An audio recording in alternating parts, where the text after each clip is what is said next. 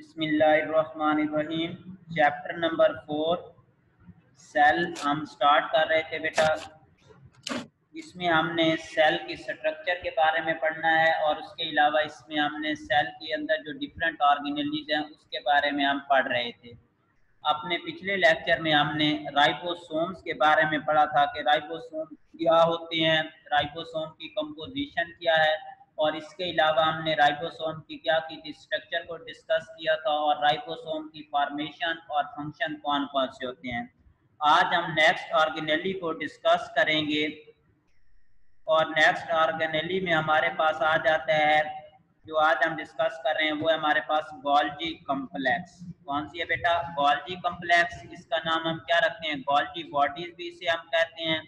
इसके अलावा ये हमारे पास क्या है? गोल्जी कॉम्प्लेक्स, गोल्जी बॉडीज या गोल्जी अपरेटस, ये तीन नाम है हमारे पास एक ही ऑर्गेनेली के। तो सबसे पहले हम डिफाइन करेंगे कि जो गोल्जी कॉम्प्लेक्स है ये बेसिकली है क्या चीज। डेफिनेशन में जब हम आते हैं तो हम कहते हैं कि इन यूकैरियोटिक सेल के जो हमारे पास क्या होते हैं, यूकैरियोटिक सेल होते हैं, it consist of set of smooth membrane which are stuck into flattened fluid sacs that is called cisternae।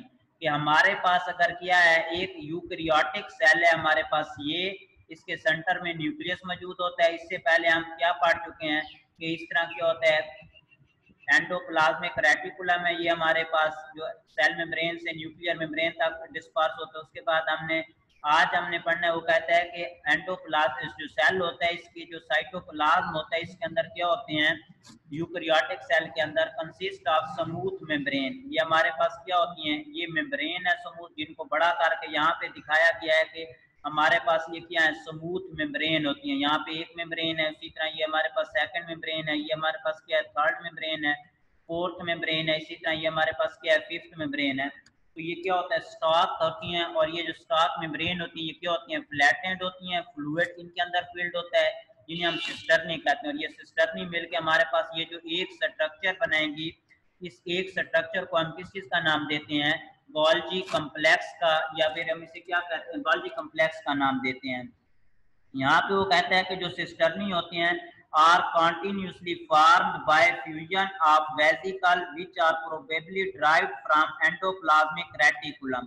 कि ये जो हमारे पास सिस्टर्नी है, ये हमारे पास एक सिस्टर्नी है, यहाँ पे हमारे पास ये सेकंड सिस्टर्नी है, ये थर्ड सिस्टर्नी है। तो वो कहता है कि ये जो सिस्टर्नी होते हैं ये बेसिकली कहाँ से निकलते हैं, एंडोप्लाज्मिक रेटिकुलम से। मीन कि इन सिस्टर्नी की जो फॉर्मेशन होती है एंडोप्लाज्मिक रेटिकुलम के अंदर होती है, और ये सिस्टर्नी मिलके क्या चीज बनाते हैं, हमारे पास गोल्जी कॉम्प्लेक्स बनाते हैं। दूसरे नंबर पे हमारे पास इसकी डिस्कवरी की बात आती है, तो जो गोल्जी कॉम्प्लेक्स है इसको सबसे पहले डिस्कवर किया था, साइंटिस्ट का नाम है कैमिलो गोल्जी। कब डिस्कवर किया था इसको? 1898 में। तो ये हमारे पास आ जाएगा कि गोल्जी कॉम्प्लेक्स क्या होते हैं और उसके बाद इनकी डिस्कवरी की बात।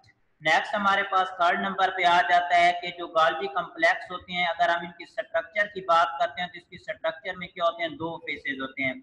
यहाँ पे अगर हम बात करते हैं, ये हमारे पास क्या है, एक सिस्टर्नी है। इसी तरह बेटा ये हमारे पास क्या चीज है बेटा, सेकंड सिस्टर्नी है। ये हमारे पास क्या है, थर्ड सिस्टर्नी है। इसी तरह जब बहुत सी सिस्टर्नी आपस में क्या करती हैं, कंबाइन होती हैं, तो यहाँ पे ये क्या चीज बनाती है, स्ट्रक्चर बनाती है। इस एक स्ट्रक्चर को हम क्या कहते हैं, गोल्जी कॉम्प्लेक्स कहते हैं। तो इस जो गोल्जी कॉम्प्लेक्स होती है वो कहते हैं कि इसकी क्या होती हैं, दो फेसेस होती हैं। सबसे पहले नंबर पे वो कहता है कि outer convex face of Golgi complex, इसे हम क्या कहते हैं, फॉर्मिंग फेस कहते हैं। ये जो बाहर वाली फेस है ये क्या होती है, कन्वेक्स इन शेप होती है, और इसलिए हम इसे क्या कहते हैं, फॉर्मिंग फेस कहते हैं।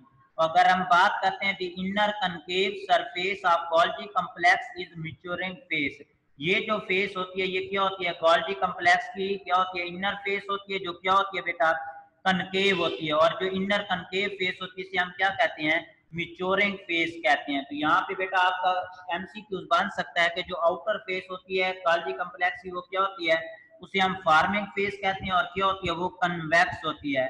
और अगर हमारे पास क्या बात करते हैं, हम इनर फेस की बात करते हैं, तो जो इनर फेस होती है वो क्या होती है, कनकेव होती है और मैच्योरिंग फेस होती है।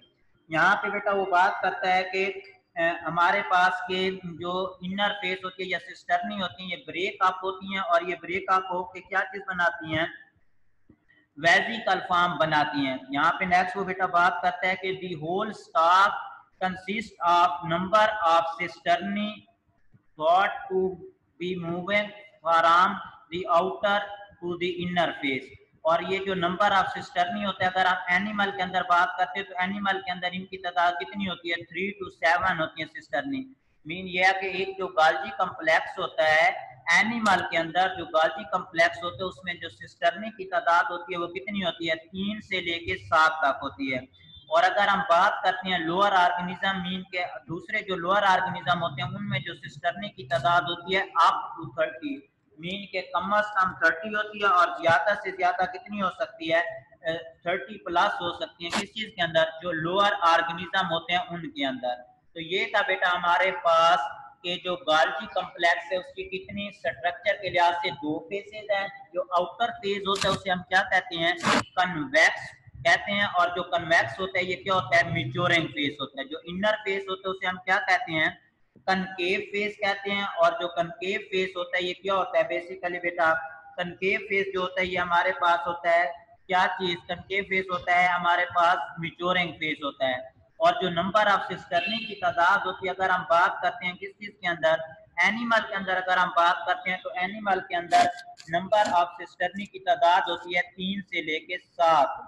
और उसके बाद अगर हम लोअर ऑर्गेनिज्म की बात करते हैं तो लोअर ऑर्गेनिज्म में इनकी तादाद कितनी होती है, अप टू 30। उसके बाद बेटा हम बात करेंगे कि जो गोल्जी कॉम्प्लेक्स है ये या गोल्जी अपरेटस है ये फंक्शन कौन कौन से परफॉर्म करता है।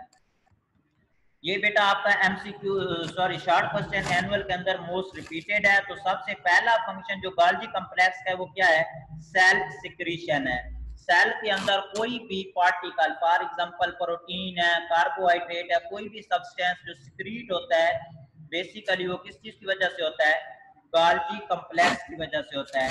दूसरे नंबर पे जो गोल्जी कॉम्प्लेक्स होती है ये क्या काम करती है, finishing and packing and export. कोई भी पार्टिकल होता है जिसको क्या करना होता है, पैक करना होता है। जिस तरह आप शॉप पे जाते हो तो शॉप से कोई चीज लेते हो तो उसको पैकिंग के लिए क्या होता है, शॉपर का यूज करते हैं। इसी तरह सेल के अंदर अगर कोई भी चीज होती है जिसने क्या करना होता है, सेल से बाहर ट्रांसपोर्ट इसको करना होता है तो ये उसकी क्या करती है, पैकिंग करती है। मीन के पैकिंग के लिए गोल्जी कॉम्प्लेक्स का यूज किया जाता है।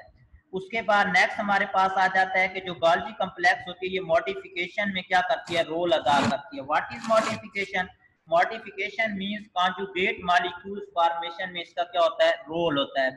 अगर हम चैप्टर 2 को अगर आप रिमाइंड करें तो उसमें हमने कॉन्जुगेट मॉलिक्यूल पढ़ा था कि 2 मॉलिक्यूल जब आपस में कंबाइन होते हैं जिनका ताल्लुक डिफरेंट कैटेगरीज से होता है तो क्या चीज बनाते हैं, कॉन्जुगेट मॉलिक्यूल बनाते हैं। अब इसमें एग्जांपल हमने दी थी कि कार्बोहाइड्रेट अगर प्रोटीन के साथ मिलता है तो क्या चीज बनता है, ग्लाइकोप्रोटीन बनती है। अगर कार्बोहाइड्रेट को हम लिपिड के साथ मिलाते हैं तो लिपोप्रोटीन बनती है।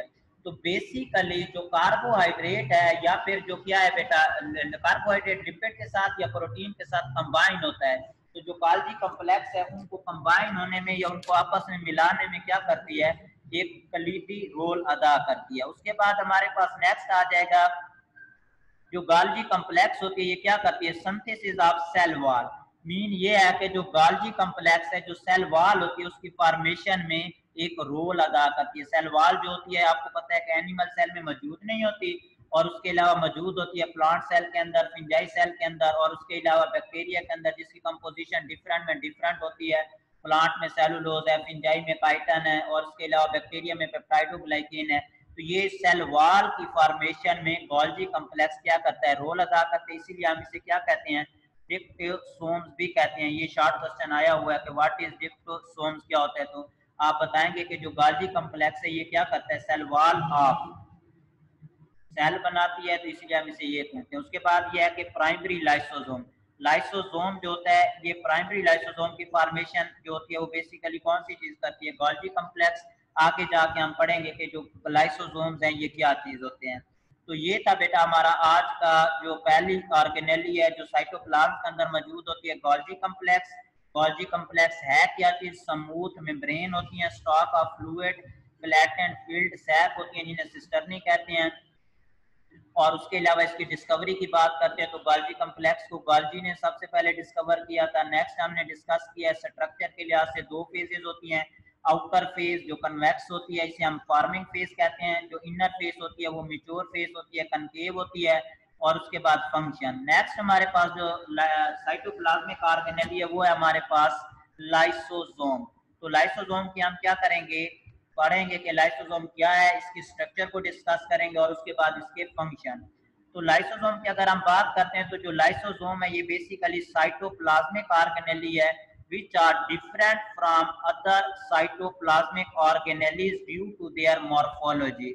कि बेसिकली ये जो लाइसोसोम है ये क्या है, साइटोप्लाज्म के अंदर मौजूद एक ऑर्गेनेली है जो बाकी तमाम ऑर्गेनेली से क्या है वो कहता है डिफरेंट है। किस वजह से डिफरेंट है, morphology. What is morphology, morphology का मतलब होता है स्ट्रक्चर के लिहाज से, फॉर्म के लिहाज से ये क्या होता है, बाकी जो ऑर्गेनेलीज हैं उनसे ये क्या है, लाइसोसोम ये डिफरेंट ऑर्गेनेली है। अब यहाँ पे वो कहता है कि जो लाइसोसोम है बेसिकली ग्रीक वर्ड है उनसे तो निकला है। लाइसो, लाइसो का मतलब क्या होता है, स्प्लिट। लाइसो का मतलब बेटा हमारे पास होता है स्प्लिटिंग, और दूसरे नंबर पे हमारे पास आ जाता है सोमा। सोमा का मतलब क्या होता है हमारे पास बॉडी। यहाँ पे लाइसो का मतलब बेटा बॉडी नहीं, स्प्लिटिंग आ जाता है। अब दूसरे नंबर पे इसकी डिस्कवरी की बात होती है तो लाइसोसोम को डी डव साहब ने डिस्कवर किया था, कब, 1949 में। उसके बाद they are found in most eukaryotic cell, mean के प्रोकैरियोटिक सेल में लाइसोसोम मोस्टली मौजूद नहीं होते, ये सिर्फ यूकैरियोटिक सेल के अंदर है। और लाइसोसोम ओरिजिनेटेड कहाँ से होते हैं, गोल्जी कम्प्लेक्स से होते हैं। ये अभी आपको पढ़ा चुका हूँ कि गोल्जी कम्प्लेक्स का ये फंक्शन भी यही है कि गोल्जी कम्प्लेक्स क्या करता है बेटा, प्राइमरी लाइसोसोम की फॉर्मेशन करता है। तो यहाँ पे उसने बता दिया है कि जो लाइसोसोम्स होते हैं ये क्या होते हैं, ओरिजिनेटेड होते हैं। कहाँ से ओरिजिनेटेड होते हैं, गोल्जी कम्प्लेक्स से। उसके बाद हमारे पास नेक्स्ट बेटा हम इसकी पढ़ेंगे किस चीज के बारे में, कि लाइसोसोम जो होते हैं ये single membrane bounded organelle, mean के जिस तरह आप डबल मेम्ब्रेन इसमें मौजूद नहीं होती। जिस तरह आपने लाइफ दूसरा पढ़ा, सेल मेम्ब्रेन पढ़ा, उसमें लिपिड बाइलेयर थी, या सेल वॉल पढ़ा था, प्राइमरी सेकेंडरी सेल वॉल होती है। तो ये क्या है, सिर्फ सिंगल मेम्ब्रेन बाउंडेड ऑर्गेनेल है, लेकिन इसके अंदर एंजाइम मौजूद होते हैं। कौन से एंजाइम इसमें मौजूद होते हैं, एसिड फॉस्फेटेज एंजाइम और इसके अलावा हाइड्रोलिटिक एंजाइम। ये जो दो एंजाइम है ये क्या होते हैं, इनरिच्ड होते हैं किस चीज के अंदर, लाइसोसोम के अंदर। और ये जो लाइसोसोम के अंदर ये जो एंजाइम होते हैं ये बेसिकली रिलीज होते हैं रफ एंडोप्लाज्मिक रेटिकुलम के दौरान। और उसके बाद वो कहते हैं कि the processed enzymes are budded off as Golgi vesicle and they are called primary lysosome आ जाएगा।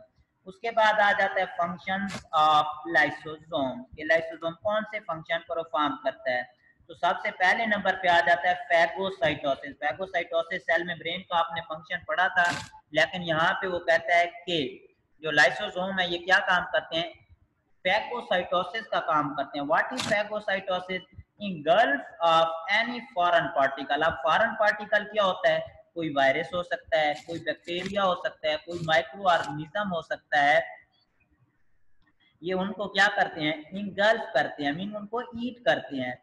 And enter into the cell, जो सेल के अंदर इंटर होता है। इसके अलावा फॉरेन पार्टिकल में हम क्या कह सकते हैं, कोई फूड पार्टिकल भी शामिल हो सकता है। उसके अलावा जो लाइसोसोम है ये क्या करता है, एक्सोसाइटोसिस का काम करता है। व्हाट इज एक्सोसाइटोसिस, एक्सोसाइटोसिस भी हम पहले पढ़ चुके हैं कि एक्सोसाइटोसिस में बेसिकली ये होता है कि जो रेजिडुअल पार्टिकल होते हैं अगर उनको हम सेल से बाहर निकालते हैं बाय एक्स हील, मतलब सेल मेम्ब्रेन को इन्वेजिनेट करके, तो इसे हम क्या कहते हैं, एक्सोसाइटोसिस कहते हैं।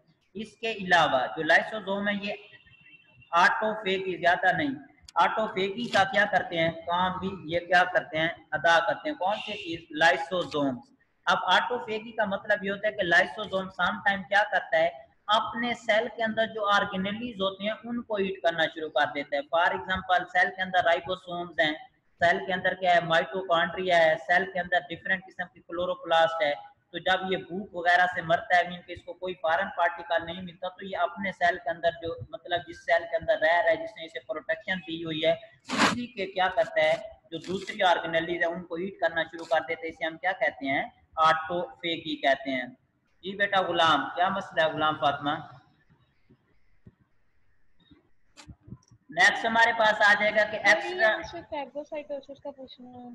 बेटा फैगोसाइटोसिस ऑलरेडी आपको पीछे सेल में ब्रेन में पढ़ रहे हैं, यहाँ पे भी सेम यही है कि इसमें क्या होता है बेटा, कि जो सॉलिड पार्टिकल होता है वो इंटर होते हैं। अब यहाँ पे सॉलिड पार्टिकल सेल के अंदर कोई फूड हो सकती है, कोई बैक्टीरिया हो सकता है, कोई वायरस हो सकता है, तो ये उसको जैसे इंटर होते हैं पकड़ता है और उसकी फिशन कर देता है। उसके बाद आ जाता है नेक्स्ट हमारे पास एक्स्ट्रा सेलुलर डाइजेशन।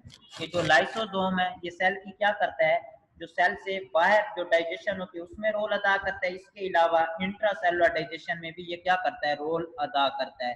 तो ये था बेटा हमारे पास लाइसोसोम। तो लाइसोसोम क्या होते हैं, इसके अंदर कौन से एंजाइम होते हैं और इसके फंक्शन, ये एक इम्पोर्टेंट आपका क्या है बेटा, लॉन्ग क्वेश्चन है। उसके बाद लाइसोसोम के वजह से कुछ क्या होती है बेटा, डिजीज काज होती है, उनको हम डिस्कस करेंगे नेक्स्ट के, जिन्हें हम क्या कहते हैं, स्टोरेज डिजीज कहते हैं, या जिन्हें हम क्या कहते हैं, कॉन्जेनिटल डिजीज कहते हैं। तो व्हाट इज स्टोरेज डिजीज या फिर कॉन्जेनिटल डिजीज कौन सी होती हैं।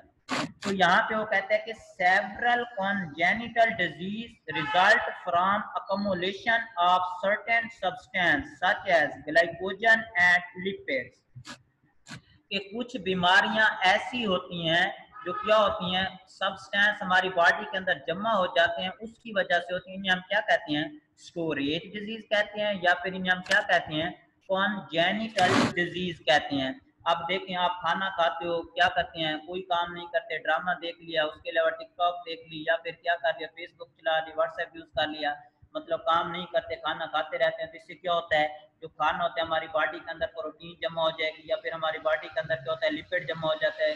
जब हमारी बॉडी के अंदर ये लिपिड या प्रोटीन जमा हो जाता है, अकोमोलेट हो जाएगा, तो इससे क्या होगा, जो डिजीज काज होती है उन्हें हम क्या कहते हैं, स्टोरेज डिजीज कहते हैं, या फिर उन्हें हम क्या कहते हैं, कॉन्जेनिटल डिजीज कहते हैं। अब यहाँ पे वो कहते हैं कि अब यहाँ तक उम्मीद है कि आपको समझ आ गई होगी कि व्हाट आर स्टोरेज डिजीज या व्हाट आर कॉन्जेनिटल डिजीज, की ये कौन सी होती हैं। अब यहाँ पे वो कहते हैं कि these are also called lysosomal storage disorder। वो कहता है कि इन स्टोरेज डिजीज को हम क्या कहते हैं, लाइसोसोमल स्टोरेज डिसऑर्डर या डिजीज भी कहते हैं। क्यों कहते हैं, क्योंकि इसमें बेसिकली म्यूटेशन हो जाती है लाइसोसोम के अंदर। जब ये म्यूटेशन हो जाएगी तो लाइसोसोम जो एंजाइम प्रोड्यूस करता है वो क्या करेंगे, कैटाबोलिज्म नहीं करेंगे। What is catabolism, chapter number 1 topic number 1 के अंदर हमने पढ़ा था कि जिसमें जो कम्प्लेक्स मॉलिक्यूल होते हैं उसको अगर हम क्या करते हैं, सिंपल मॉलिक्यूल या बड़ा एक मॉलिक्यूल होता है, छोटे मॉलिक्यूल में ब्रेक डाउन करते हैं, जिसे हम कैटाबोलिज्म कहते हैं। और यहाँ पे जो कैटाबोलिज्म करने वाले एंजाइम है वो क्या होती हैं, अगर अब्सेंट होते हैं तो उससे क्या होती है, जो डिजीज काज होती है इसे हम क्या कहते हैं, स्टोरेज डिजीज कहते हैं या फिर कॉन्जेनिटल डिजीज कहते हैं। अब यहाँ पे वो कहते हैं कि ऐसी 30 टाइप ऑफ डिजीज है। अब दो डिजीज है जिनको हमने डिस्कस करना है, जो क्या है, स्टोरेज डिजीज है या कॉन्जेनिटल डिजीज है, जो हमारे कोर्स में है। ये शॉर्ट क्वेश्चन रिपीटेड है। पहले नंबर पे हमारे पास आ जाता है glycogenosis type 2 disease. This disease caused due to glycogen is filled in membrane organelles in liver and muscle। अगर हमारा जो लिवर होता है या फिर हमारे जो मसल्स है उनके अंदर क्या होता है, ग्लाइकोजन जमा हो जाता है, अकोमोलेट हो जाता है, फील्ड हो जाता है, तो इससे इस तरह के या ग्लाइकोजन के जमा होने से जो हमारे लिवर या मसल के अंदर इससे जो डिजीज अकर होती है उसे हम ग्लूकोजिनोसिस टाइप 2 कहते हैं। और यहाँ पे बेटा मैं एमसीक्यू दे सकता हूँ, एनुअल के अंदर ये आया हुआ है कि ग्लाइकोजिनोसिस टाइप 2 डिजीज में ग्लाइकोजन अकोमोलेट होता है कौन से सेल के अंदर, लिवर, मसल, लिवर, ब्रेन। तो ये आपको पता है। या फिर आपसे सिंपल क्वेश्चन पूछ सकता है कि जो ग्लूकोजिनोसिस टाइप 2 होती है उसमें कौन सा सब्सटेंस अकोमोलेट होता है, तो कौन सा सब्सटेंस अकोमोलेट होगा, ग्लाइकोजन। तो यहाँ पे वो कहते हैं कि दिस डिजीज, इसकी वजह क्या है, इसकी मेजर वजह है कि अल्फा ग्लूकोसाइडेज एक एंजाइम है जो क्या काम करता है, ग्लाइकोजन को ब्रेक डाउन करता है, ग्लूकोज में वो क्या होता है, एब्सेंट होता है। उसके बाद हमारे पास नेक्स्ट आ जाएगा टे सच डिजीज। ये ऐसी डिजीज है जिसमें क्या होता है, लिपिड जो होता है ये क्या होता है, अकोमोलेट हो जाता है कहाँ पे, ब्रेन सेल के अंदर। मीन ये है कि जो लिपिड होता है हमारे ब्रेन सेल के अंदर अगर जमा हो जाता है तो इस वजह से जो डिजीज अकर होगी उसे हम क्या कहते हैं, टे सच डिजीज कहते हैं। यहाँ पे भी ये क्या है, एमसीक्यूज आया हुआ है कि जो टे सच डिजीज है इसमें क्या चीज अकोमोलेट होता है, तो लिपिड एमसीक्यूज आ सकता है, या फिर टे सच डिजीज में लिपिड अकोमोलेट होता है तो कौन से सेल के अंदर। This disease is caused due to problem in catabolism। इसमें भी क्या होता है, जो कैटाबोलिज्म ऑफ लिपिड, मीन के लिपिड जो होती है ये स्मॉल मॉलिक्यूल ग्लाइसरोल और फैटी एसिड में ब्रेक डाउन नहीं होती, जिसकी वजह से ब्रेन के अंदर जमा हो जाती है। ब्रेन के अंदर जमा हो जाएगी तो इससे जो डिजीज अकर होती है उसे हम क्या कहते हैं, टी सच डिजीज कहते हैं। और उसके बाद वो कहते हैं कि this is due to absence of enzyme, इसमें बेसिकली एंजाइम जो होता है एब्सेंट होता है, जो क्या करता है, ब्रेक डाउन करता है लिपिड को। और इसकी वजह से क्या होता है, मेंटल रिटार्डनेस, बंदा क्या है, पागल हो सकता है। और इवन वो कहता है कि जो डेथ है ये भी क्या हो सकती है, अक्कर हो सकती है। तो ये था बेटा हमारा आज का टॉपिक, जिसमें हमने क्या चीज पढ़ा है, गाल्जी कॉम्प्लेक्स, और उसके बाद हमने